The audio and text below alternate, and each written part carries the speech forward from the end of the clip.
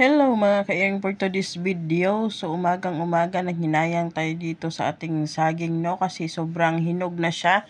Tapos hindi naman nauubos namin kainin, kaya naisipan kong gagawin na lang ng snacks. Pinag-isipan ko kung gagawin ko siyang pancake, peanut butter, o di kaya binaylos kung sa Bisaya. Basta kahit ano na, basta gawin natin to kasi sayang yung saging. Hindi nauubos kasi ang daming binibili ng boss ko.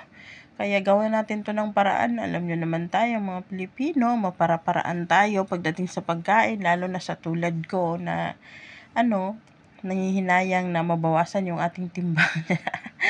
At saka masarap tong saging na to kasi nga made in the Philippines, Del Monte yan. Ayan.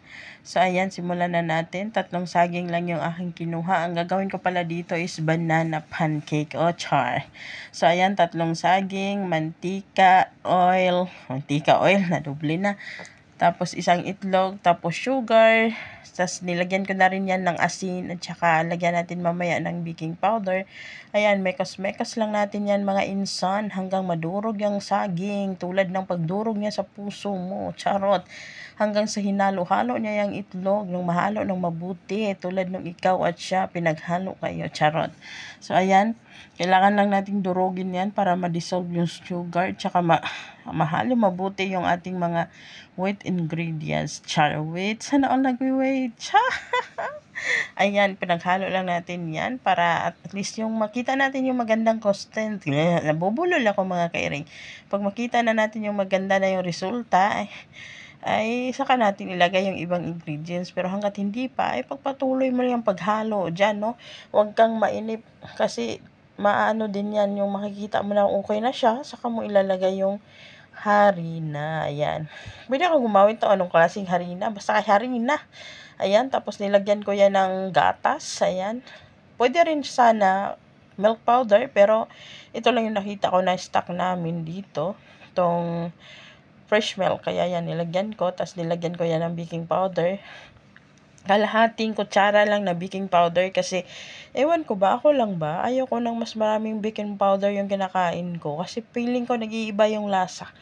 Kaya tinatansya ko lang yung baking powder hanggat kaya niyang umalsa or lumambot, hanggang dun lang. Hindi ko na siya pinapasobra yung nakikita ko sa mga tutorial na ang dami-daming nilalagay na baking powder. Tinry ko siya mga kairing pero parang nag-iiba yung lasa. Kaya ayan, kinokontrol ko na lang. Instead na kung makikita ko sa tutorial is isang kutsara, yung ilalagay ko sa aking menu or sa aking recipe is kalahati lang. Kasi parang naiiba yung lasa pag naluto na siya. Ewan ko kung ako lang. Pero yan na yung nasanayan ko. So yun na nga, minikos-mekos lang natin yan hanggang ma-dissolve ulit yung harina, mahalong mabuti. Tapos kung nahalo mo na siya, ayan na magpainit ka na ng pan. Tapos, ayan, lagyan mo lang ng butter or di kaya mo konting mantika para lang hindi siya dumikit. Pero hindi naman siya didikit kasi nga meron naman siyang oil na nung minix mo siya. Ayan, optional lang yan na magpahid-pahid ka dyan ng butter sa iyong pan. O, diba? Optional lang siya mga kairing kung gusto mo lang or hindi mo gusto. Ayan, bahala ka. Tulad ng pagkagusto niya sa'yo, tapos biglang hindi ka na niya gusto. Char, may pahugot-hugot pa tayo dyan. So, ayan mga kairing, dahan-dahan lang natin ibaliktad. Voila! O, diba?